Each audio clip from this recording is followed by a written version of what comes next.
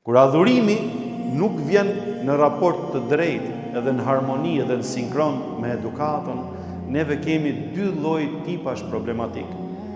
E para, njeri adhurues dhe shumë i përkushtuar, i devotshëm në pamjen e parë, por se edukatat zero, Zoti na ruaj. Vallahi bilaj, adhurues fetar i mirë gjasme pa edukat, në konceptin ose në vështrimin e njerëzve.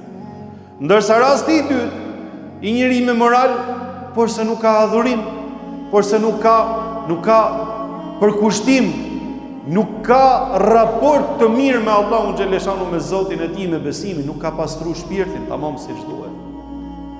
I pari është ai i cili bën adhurime edhe i bën veprat, por se nuk ka asnjë raport mirë, ose Zoti na ruaj, lën na me njerëzit.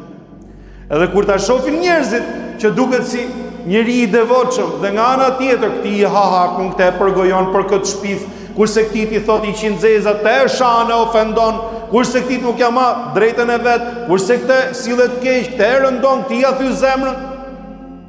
Vallahi nuk ka shembull më të keq për një fetar se sa ky.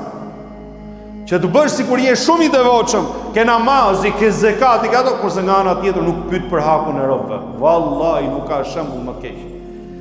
E do të shohim neve njerëzit se si thon, ja edhe ky që shkon në xhami, ja edhe ky që falet. Figura më e keqe e një fetari.